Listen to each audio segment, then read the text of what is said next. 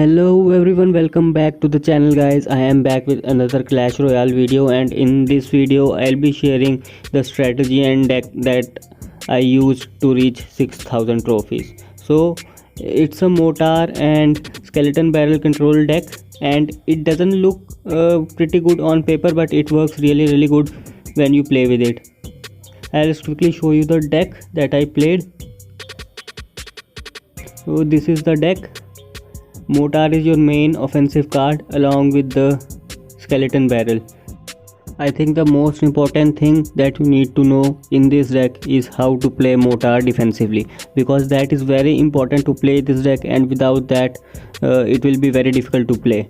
So mortar offensively as well as defensively is very important in this deck, along with knight and musketeer. They give just so much value, and you can use the goblins and goblin gang as zap bait and zap log arrows bait, and then you can play your skeleton barrel to deal a lot of damage. So it's kind of mix of bait control deck, and it really works good on top ladder, and a lot of top players are playing this deck. So without any further ado, I'll just take you to the gameplays, and I have three different gameplays for you. First one is against a expo deck, second one is against a P.E.K.K.A deck, and third one is against a graveyard. So three different type of decks, and I beat them back to back to reach 6000 trophies. So let's go to the first gameplay. It's against expo. So here we are. The opponent, if doesn't makes the first move, it's okay to make your first move if you have skeleton barrel. I just go away with that first, and when I saw expo, I thought it's going to be a tough matchup. So starting with a defensive mortar.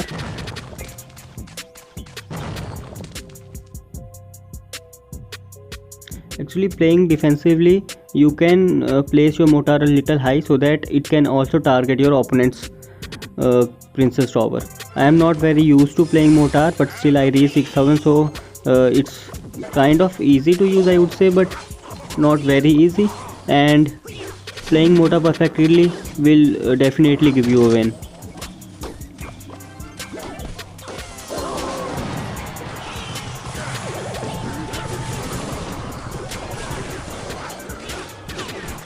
So his expo will definitely have a hard time hitting my tower with my knight as well as mortar, which will not let him easily connect to the tower. And the cycle is also fast, so I can always have them in hand.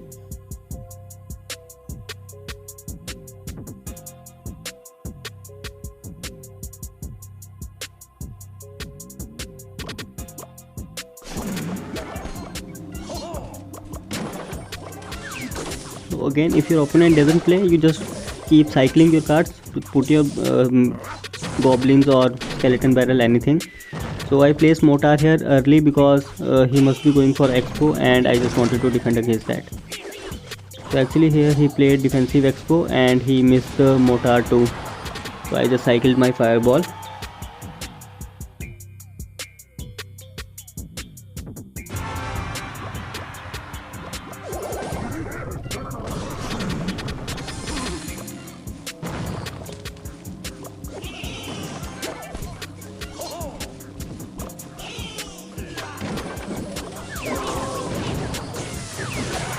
So it's same thing from my side also. I cannot just straight away play mortar offensively to target his tower, because he have a lot of cards you can easily defend him. So I am just playing it more defensively and looking for a chance if I get to play it a little higher.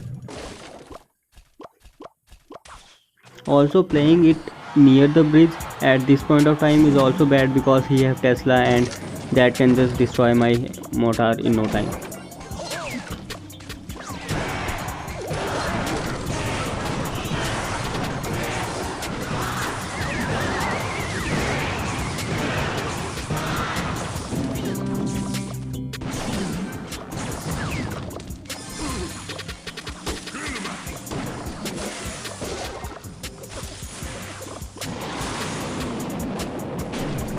So at this point of time he realized that he is not going to make a connection with his expo, so he started to cycle his rocket. And I was a little afraid that he might get away with the damage he'll deal with the rocket and log, so I played a little offensive here. So it's also important to adjust according to the situation and see what's best, and where you can play actually your cards to get maximum value. So here you can see two mortars were on the field and they were dealing a lot of damage to the opponents, and that just gave so much value to me. You can see two mortars are again on the arena and he just have no elixir at this point of time. And I got a mortar log and that was really good for me.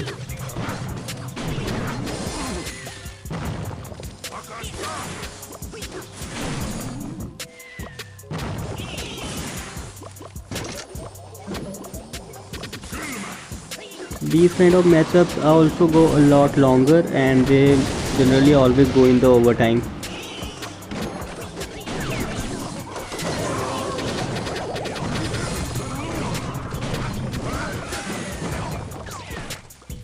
You can see I am using my skeleton barrel in between to take away his Tesla also, because that's also clearing my way to play my other cards, and cycling my mortar before he can cycle his cards so that I can deal some damage here.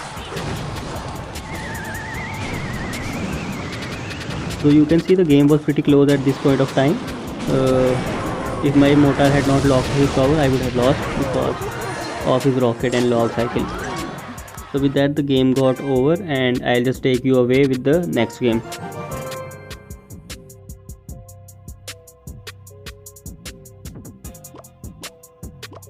So this time the matchup was against a P.E.K.K.A deck, and if you have buildings like X-Bow and Mortar, it's always going to be difficult for you to play against such heavy tank decks.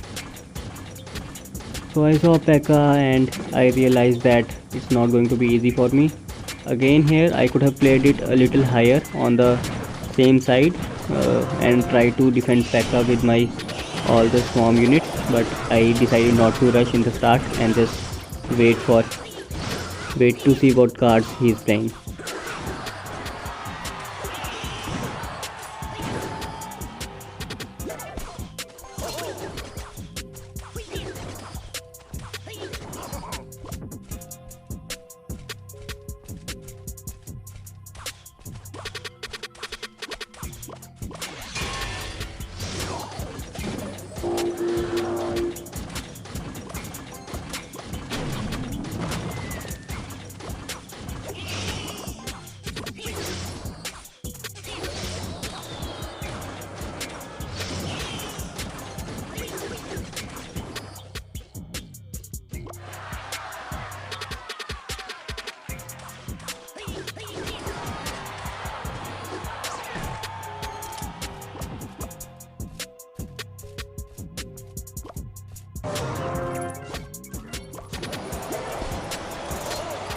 He was just rushing too much with his barbarians and rage, and I was able to defend him pretty easily, so that was giving me a lot of value.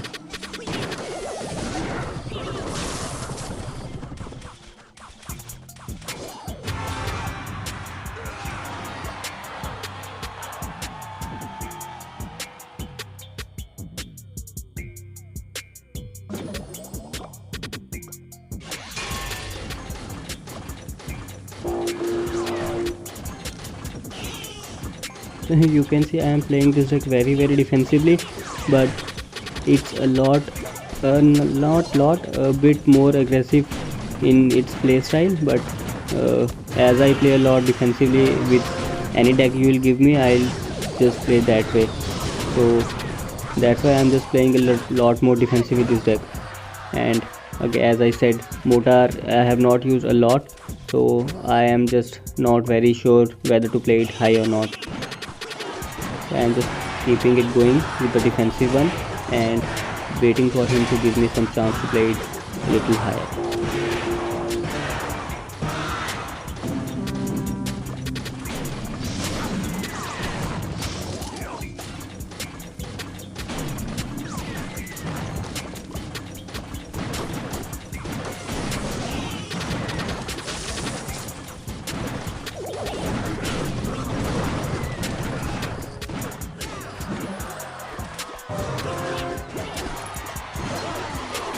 So I got my chance and I played. I got a shot, and unfortunately he arrowed everything out, and I actually missed that point that he have arrows in hand. But that was fine for me. I got a bit of damage over there.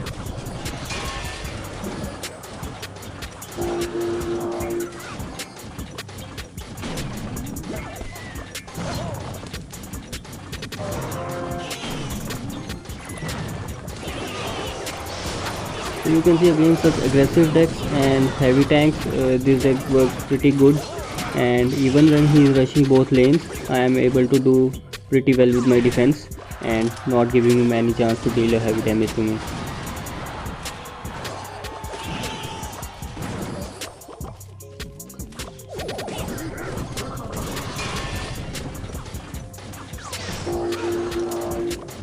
So this game also went all the way down to the tiebreakers, and that's one annoying thing with this deck, as you just cannot do much with it and you will have to play that way only.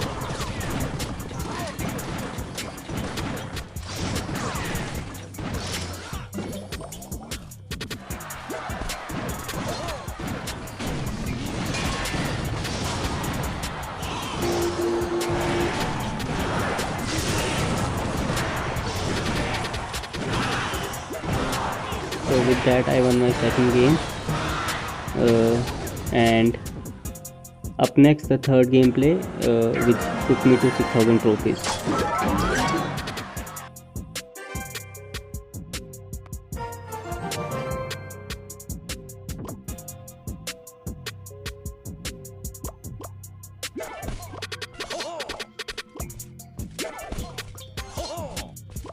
So it started with both sides playing knight back of the arena, and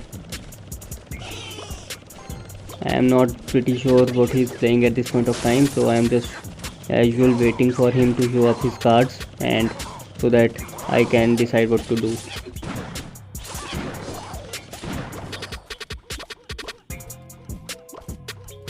Also, if you just straight away rush with your mortar and if you don't get much value out of it, that can backfire very quickly, because you will just be 4 elixir or more down at that point of time, and it will be very difficult for you to defend. So it's better to hold to your cards, wait for your opponent to show his cards, and then play accordingly. So he also had few cards which can defend against mortar pretty well, bomb tower and knight supported with the archers, and cannon card is also pretty good.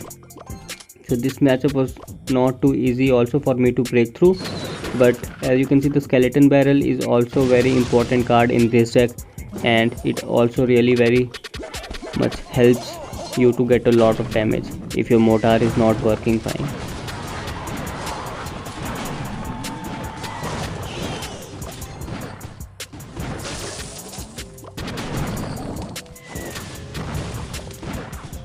And once you are able to place your mortar high, you should try to defend it with all your cards, and just obviously not overcommit at that, but if you are playing it high, you must defend it so that you can deal a lot of damage.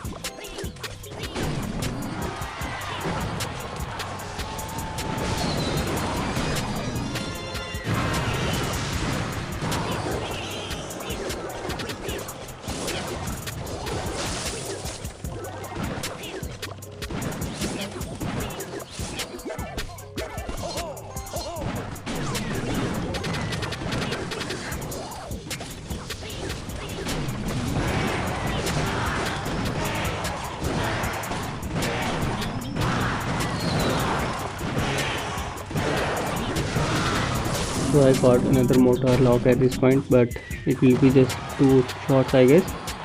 But you can see already that I have dealt a lot of damage, and he still have not got a lot of damage on my tower. So at this point of time he just decided to give up, because actually he was not able to get a lot of damage to his graveyard because his main card. So that was an easy win, I would say.